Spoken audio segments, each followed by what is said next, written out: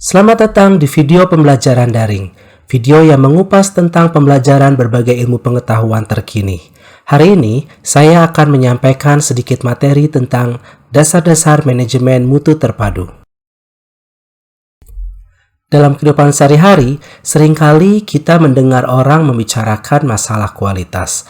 Misalnya mengenai kualitas sebagian besar produk buatan luar negeri yang lebih baik daripada produk dalam negeri. Namun, apa sesungguhnya kualitas itu? Pertanyaan ini sangat banyak jawabannya, karena maknanya akan berlainan bagi setiap orang dan tergantung pada konteksnya. Kualitas sendiri memiliki banyak kriteria yang berubah secara berkelanjutan. Setiap orang akan menilai dengan kriteria yang berlainan pula. Secara ringkas, kualitas merupakan suatu nilai yang diharapkan oleh konsumen.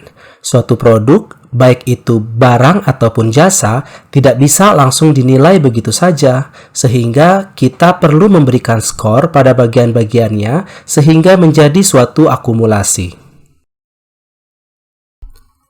Salah satu cara untuk memahami kualitas adalah sebagai berikut. Sebagai contoh, seorang konsumen baru saja membeli sebuah pakaian di toko baju. Dia akan dengan mudah menyebutkan aspek-aspek apa saja yang dinilai di dalam menentukan kualitas produk baju yang baru saja dibelinya. Misalnya, aspek-aspek tersebut terdiri atas jenis bahan atau kain, kerapihan jahitannya, model atau jenis bajunya, apakah sedang ngetren atau tidak, dan juga harga. Biasanya, kualitas yang baik adalah produk yang dapat memenuhi atau bahkan melebihi harapan seorang konsumen. Kualitas itu banyak ragamnya loh. Kita tidak hanya dapat mengatakan bahwa kualitas hanya dari barangnya saja, tetapi kita juga harus melihat dari berbagai perspektif. Misalnya, kualitas desain yang merupakan fungsi spesifikasi produk. Sedangkan kualitas kesesuaian adalah sejauh mana suatu produk memenuhi persyaratan atau spesifikasi kualitas yang telah ditetapkan. Artinya, spesifikasi produk yang diimplementasikan harus berkualitas, dan kesesuaian produk yang dibuat juga harus berkualitas atau sesuai dengan rencana dari si produsen itu sendiri. Jika produsen membuat produk yang tidak sesuai dengan desainnya, maka bisa dikatakan produk tersebut adalah produk cacat. Selanjutnya, aspek kualitas.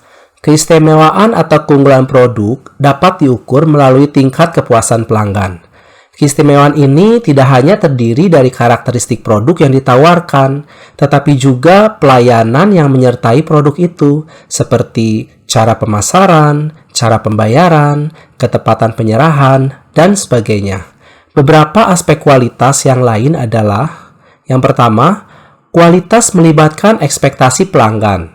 Contoh, produsen harus mampu menciptakan barang sesuai dengan keinginan pelanggan. Yang kedua, kualitas tergantung pada kondisi atau waktunya. Barang yang berkualitas hari ini belum tentu akan berkualitas setelah beberapa bulan kemudian. Sebagai contoh, pada tahun 2003 silam, Nokia tipe 6600 sangat digandrungi masyarakat Indonesia. Namun, sekarang produk tersebut bisa dikatakan produk kuno yang notabene pelanggan enggan untuk menggunakannya. Yang terakhir, kualitas berlaku untuk produk, jasa, orang, proses, dan lingkungannya. Sebagai contoh, merupakan hal yang sia-sia jika suatu pabrik membuat produk yang berkualitas di mata pelanggan, namun dalam pembuatan produksinya, pabrik tersebut membuang limbah sembarangan yang pada akhirnya merugikan masyarakat sekitar pabrik tersebut berada. Jika kita simpulkan bersama, maka kualitas merupakan sesuatu yang sifatnya kompleks. Sementara itu, keistimewaan suatu produk dapat dibagi ke dalam dua bagian. Yang pertama, keistimewaan langsung. Keistimewaan langsung berkaitan dengan kepuasan pelanggan yang diperoleh secara langsung dengan mengkonsumsi produk yang memiliki karakteristik unggul, seperti produk tanpa cacat. Sedangkan keistimewaan atraktif berkaitan dengan kepuasan pelanggan yang diperoleh secara tidak langsung dari mengkonsumsi produk itu. Keistimewaan atraktif sering memberikan kepuasan yang lebih besar pada pelanggan jika dibandingkan dengan keistimewaan langsung. Sebagai contoh dari keistimewaan atraktif adalah bank yang buka pada hari libur, pelayanan 24 jam tanpa adanya tambahan biaya, pembelian produk via telepon, pengantaran produk langsung ke rumah yang dituju, dan sebagainya. Keistimewaan atraktif dapat meningkatkan kepuasan pelanggan secara cepat, meskipun untuk itu membutuhkan inovasi dan pengembangan yang berkesinambungan. Selanjutnya ada yang bertanya, apakah kualitas suatu barang atau jasa itu penting? Sekarang mari kita lihat gambar-gambar berikut ini. Jika kita perhatikan foto yang sudah ada di layar, maka kita dapat menyimpulkan bahwa gambar-gambar tersebut memiliki masalah yang sama, yaitu masalah yang berkaitan dengan kualitas. Jika suatu produsen membuat suatu barang yang tidak berkualitas, barang tersebut bisa mencederai konsumennya.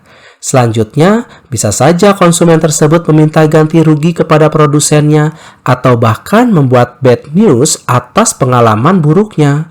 Kemudian, jika orang lain tahu dengan pengalaman buruk ini, kemungkinan besar mereka tidak akan menggunakan produk tersebut.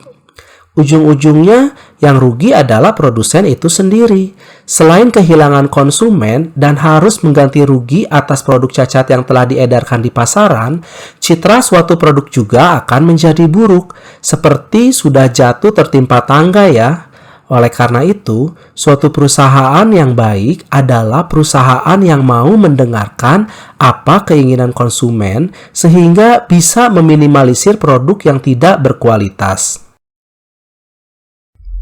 Pada slide berikutnya, teman-teman bisa melihat flowchart dari reaksi berantai Deming.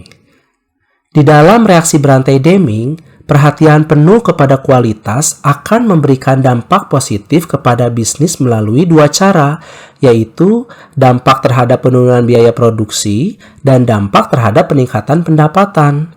Dampak terhadap penurunan biaya produksi melalui proses pembuatan produk yang memiliki derajat kesesuaian yang tinggi terhadap standar-standar, sehingga bebas dari tingkat kerusakan yang mungkin terjadi.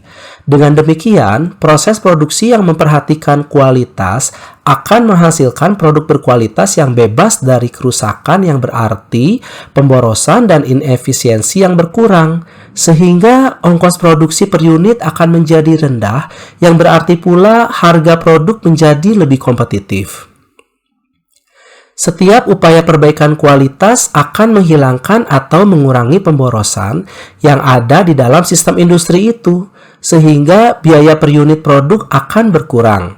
Dengan demikian, reduksi biaya produksi dan produk dapat dilakukan melalui perbaikan kualitas. Tujuan dari program reduksi biaya secara terus-menerus adalah untuk mempertahankan harga yang kompetitif dan margin keuntungan secara bersamaan sepanjang waktu.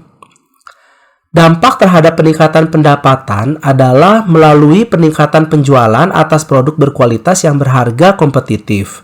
Produk yang dibuat melalui suatu proses yang berkualitas akan memiliki sejumlah keistimewaan yang mampu meningkatkan kepuasan pelanggan atas penggunaan produk itu. Oleh karena setiap pelanggan pada umumnya akan memaksimumkan utilitas dalam mengkonsumsi produk, maka jelas bahwa produk berkualitas tinggi pada tingkat harga yang kompetitif akan dipilih oleh pelanggan. Hal ini akan meningkatkan penjualan dari produk yang berarti pula meningkatkan pangsa pasarnya, sehingga pada akhirnya akan meningkatkan pendapatan perusahaan. Setiap upaya perbaikan kualitas akan membuat aktivitas proses di dalam sistem bisnis dan industri menjadi lebih baik lagi. Produktivitas total bisnis dan industri secara keseluruhan akan meningkat karena pemborosan dan inefisiensi berkurang. Konsumen akan memperoleh produk industri berkualitas tinggi pada tingkat biaya per unit yang menurun secara terus-menerus. Seseorang yang memperoleh produk berkualitas tinggi pada tingkat harga yang kompetitif akan menceritakan kepada teman-temannya, sehingga permintaan terhadap produk itu akan meningkat. Hal ini pada akhirnya akan memperluas pangsa pasar. Selanjutnya, jika industri itu tetap dalam bisnis, maka industri tersebut akan meningkatkan kesempatan kerja serta meningkatkan pengembalian investasi. Manfaat TQM. Total Quality Management atau TQM merupakan konsep kualitas yang jauh lebih luas, yang tidak hanya menekankan pada aspek hasil, tetapi juga kualitas manusia dan prosesnya. Di sini, kualitas bukan hanya mencakup produk dan jasa, tetapi juga meliputi proses, lingkungan, dan manusia. Penerapan TQM dalam suatu perusahaan dapat memberikan beberapa manfaat utama yang pada gilirannya meningkatkan laba serta daya saing perusahaan yang bersangkutan. Dengan melakukan perbaikan kualitas secara terus-menerus, maka perusahaan dapat meningkatkan labanya melalui dua rute. Yang pertama adalah rute pasar. Perusahaan dapat memperbaiki posisi persaingannya sehingga pangsa pasarnya semakin besar dan harga jualnya dapat menjadi lebih tinggi. Kedua hal ini mengarah pada meningkatnya penghasilan sehingga laba yang diperoleh juga semakin besar. Kemudian yang kedua adalah rute biaya. Perusahaan dapat meningkatkan output yang bebas dari kerusakan melalui upaya perbaikan kualitas. Hal ini menyebabkan biaya operasi perusahaan berkurang. Dengan demikian, laba yang diperoleh akan meningkat. Tingkatan manajemen dan perannya dalam TQM. Manajemen merupakan pencapaian tujuan organisasi dengan cara yang efektif melalui perencanaan, pengorganisasian, pengarahan, dan pengendalian sumber daya organisasi. Seorang manajer yang efektif haruslah memiliki kemampuan untuk memecahkan masalah dengan baik. Pada dasarnya, terdapat 3 tingkatan manajer, yaitu yang pertama adalah manajer puncak. Manajer puncak terdiri dari Dewan Direksi atau Chief Executive Officer atau CEO dan para direktur. Manajer puncak merupakan sumber utama otoritas serta mengelola sasaran dan tujuan strategik beserta kebijakan organisasi agar sesuai dengan visi, misi, dan nilai organisasi. Adapun peran mereka di dalam TQM adalah yang pertama, menetapkan visi dan kebijakan kualitas total perusahaan. Yang kedua, menyetujui investasi keuangan berupa penyediaan anggaran untuk perbaikan kualitas total perusahaan. Yang ketiga, menetapkan sistem penghargaan dan pengakuan atas keberhasilan perbaikan kualitas total perusahaan. Manajer menengah. Manajer cabang dan manajer departemen merupakan contoh dari manajer tingkat menengah. Mereka bertanggung jawab kepada manajer puncak untuk fungsi departemen mereka. Mereka mencurahkan lebih banyak waktu untuk mengarahkan fungsi organisasi. Untuk organisasi yang telah menerapkan TQM, maka peranan dari manajer menengah akan sangat kritis, karena mereka harus mampu bekerja sama dalam tim fungsional silang yang melibatkan antar fungsi di dalam organisasi. Beberapa peranan spesifik manajer menengah dalam organisasi yang telah menerapkan TQM adalah: yang pertama, mengerjakan hal penting yang terkait dengan TQM sejak awal agar mampu membawa organisasi kepada visi, misi, nilai-nilai, sasaran, dan tujuan strategik seperti yang telah diarahkan oleh manajer puncak. Yang kedua, mengidentifikasi sumber daya yang dibutuhkan untuk peningkatan kualitas total perusahaan, sehingga membawa organisasi menuju sasaran dan tujuan strategi kualitas total yang telah ditetapkan oleh manajer puncak tersebut. Yang ketiga, memotivasi manajer tingkat lebih rendah dan karyawan agar tetap melaksanakan program peningkatan kinerja kualitas total secara berkelanjutan dan terfokus. Manajer lini pertama seringkali disebut sebagai supervisor, mandor, pemimpin tim, dan berbagai sebutan lainnya tergantung pada kebijakan struktur manajemen organisasi tersebut. Untuk organisasi yang telah mengadopsi TQM, peranan dari manajer lini pertama lebih banyak berkaitan dengan pelaksanaan dan pengawasan program peningkatan kualitas total perusahaan sehari-hari. Manajemen lini pertama sering terlibat dalam berbagai tim peningkatan kualitas total perusahaan, seperti gugus kendali mutu atau GKM, aktivitas kelompok kecil, dan sebagainya. Beberapa peran dari manajer lini pertama adalah: yang pertama, membimbing dan mengawasi karyawan untuk melaksanakan aktivitas sehari-hari. Kemudian, bertanggung jawab dalam pencapaian target kuantitas produksi tanpa cacat. Yang ketiga, berkomunikasi dengan manajer menengah tentang masalah karyawan, saran-saran dari karyawan, pengakuan dan penghargaan kepada karyawan, serta hal lain yang terkait dengan pelaksanaan dan pengawasan program peningkatan kualitas total sehari-hari. Aplikasi konsep kualitas berdasarkan pandangan tradisional dan modern. Secara tradisional, para pembuat produk biasanya melakukan inspeksi terhadap produk setelah produk itu selesai dibuat dengan jalan menyortir produk yang baik dari yang buruk, kemudian mengerjakan ulang bagian-bagian produk yang cacat tersebut. Dengan demikian, pengertian tradisional mengenai konsep kualitas hanya berfokus pada aktivitas inspeksi untuk mencegah lolosnya produk cacat ke tangan pelanggan. Kegiatan inspeksi dipandang dari perspektif sistem kualitas modern adalah sia-sia karena tidak memberikan kontribusi kepada peningkatan kualitas. Pada saat ini, pengertian konsep kualitas lebih luas dari sekedar aktivitas inspeksi.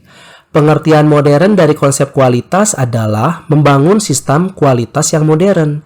Pada dasarnya, sistem kualitas modern dapat dicirikan oleh 5 karakteristik berikut ini.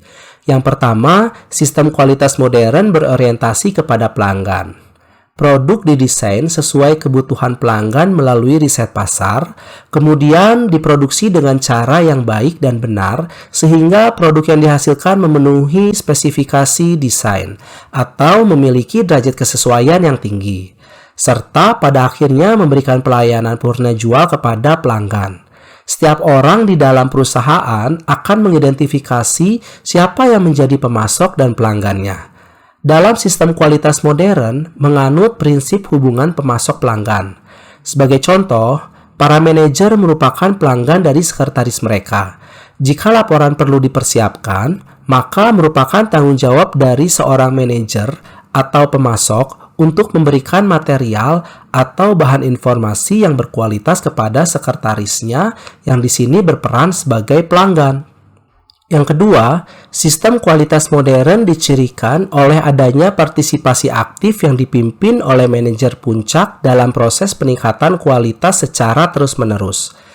Jika tanggung jawab untuk kualitas didelegasikan kepada Departemen Jaminan Kualitas saja, maka setiap orang dalam perusahaan akan memiliki persepsi bahwa kualitas bukan merupakan perhatian kunci. Hal ini berdampak negatif secara psikologis, di mana keterlibatan secara total dan aktif dari orang-orang di dalam perusahaan menjadi kurang atau lemah. Dengan demikian, dalam sistem kualitas modern, setiap orang dalam perusahaan harus menjadi aktif, di mana keterlibatan itu melalui adanya usaha atau dukungan dari manajer puncak terhadap kualitas. Jika kualitas tidak termasuk dalam agenda pihak manajemen, maka tidak akan memberikan motivasi kepada pekerja untuk memberikan usaha dan perhatian pada kualitas. Yang ketiga, sistem kualitas modern dicirikan oleh adanya pemahaman dari setiap orang terhadap tanggung jawab spesifik untuk kualitas. Meskipun benar adanya pernyataan bahwa kualitas harusnya merupakan tanggung jawab setiap orang, namun patut pula diketahui bahwa setiap orang memiliki tanggung jawab yang berbeda tergantung pada posisi kerja dalam perusahaan. Dengan demikian, tanggung jawab spesifik terhadap kualitas perlu diketahui oleh setiap orang dalam posisi kerjanya. Yang keempat, sistem kualitas modern dicirikan oleh adanya aktivitas yang berorientasi kepada tindakan preventif, bukan pada tindakan korektif saja. Kualitas melalui inspeksi saja tidaklah cukup, dan hal itu terlalu mahal, meskipun tetap menjadi persyaratan untuk melakukan beberapa inspeksi singkat atau audit terhadap produk akhir. Tetapi, usaha kualitas dari perusahaan seharusnya lebih difokuskan pada tindakan pencegahan sebelum terjadinya kerusakan dengan jalan melaksanakan aktivitas secara baik dan benar pada waktu pertama kali mulai melaksanakan suatu aktivitas. Dengan menjalankan prinsip ini, maka usaha peningkatan kualitas akan mampu mengurangi ongkos produksi. Yang kelima, sistem kualitas modern dicirikan oleh adanya suatu filosofi yang menganggap bahwa kualitas merupakan jalan hidup. Isu-isu tentang kualitas selalu didiskusikan dalam pertemuan manajemen. Semua karyawan diberikan pelatihan tentang konsep kualitas beserta metodenya. Setiap orang dalam perusahaan secara sukarela berpartisipasi dalam usaha peningkatan kualitas. Dengan demikian, sistem kualitas modern dicirikan oleh adanya kultur perusahaan yang melaksanakan proses peningkatan kualitas secara berkesinambungan. Prinsip utama TQM. TQM merupakan konsep yang berupaya melaksanakan sistem manajemen kualitas kelas dunia. Untuk itu, diperlukan perubahan besar dalam budaya dan sistem nilai suatu organisasi. Ada 4 prinsip utama dalam TQM. Keempat prinsip tersebut adalah: yang pertama, kepuasan pelanggan. Dalam TQM, konsep mengenai kualitas dan pelanggan diperluas. Kualitas tidak lagi hanya bermakna kesesuaian dengan spesifikasi tertentu, tetapi kualitas tersebut ditentukan oleh pelanggan. Pelanggan itu sendiri meliputi pelanggan internal dan eksternal. Kebutuhan pelanggan diusahakan untuk dipuaskan dalam segala aspek, termasuk di dalamnya harga, keamanan, dan ketepatan waktu. Oleh karena itu, segala aktivitas perusahaan harus dikoordinasikan untuk memuaskan para pelanggannya. Kualitas yang dihasilkan suatu perusahaan sama dengan nilai yang diberikan dalam rangka meningkatkan kualitas hidup para pelanggan. Semakin tinggi nilai yang diberikan, maka semakin besar pula kepuasan pelanggan. Selanjutnya yang kedua adalah respect terhadap setiap orang. Dalam perusahaan yang kualitasnya kelas dunia, setiap karyawan dipandang sebagai individu yang memiliki talenta dan kreativitasnya tersendiri yang unik. Dengan demikian, karyawan merupakan sumber daya organisasi yang paling bernilai. Oleh karena itu, setiap orang dalam organisasi diperlukan dengan baik dan diberi kesempatan untuk terlibat dan berpartisipasi dalam tim pengambil keputusan. Yang ketiga, manajemen berdasarkan fakta. Perusahaan kelas dunia berorientasi pada fakta. Maksudnya bahwa setiap keputusan selalu didasarkan pada data, bukan sekadar pada perasaan saja. Ada 2 konsep pokok berkaitan dengan hal ini. Pertama, prioritisasi, yakni suatu konsep bahwa perbaikan tidak dapat dilakukan pada semua aspek pada saat yang bersamaan, mengingat keterbatasan sumber daya yang berbeda. Oleh karena itu, dengan menggunakan data, maka manajemen dan tim dalam organisasi dapat memfokuskan usahanya pada situasi tertentu yang vital. Konsep kedua, variasi atau variabilitas kinerja manusia. Data statistik dapat memberikan gambaran mengenai variabilitas yang merupakan bagian yang wajar dari setiap sistem organisasi. Dengan demikian, manajemen dapat memprediksi hasil dari setiap keputusan dan tindakan yang dilakukan. Yang keempat, perbaikan berkesinambungan. Agar dapat sukses, setiap perusahaan perlu melakukan proses secara sistematis dalam pelaksanaan perbaikan berkesinambungan. Konsep yang berlaku di sini adalah siklus PDCA atau Plan, Do, Check, Action, yang terdiri dari langkah-langkah perencanaan, pelaksanaan rencana, pemeriksaan hasil pelaksanaan rencana, dan tindakan korektif terhadap hasil yang diperoleh.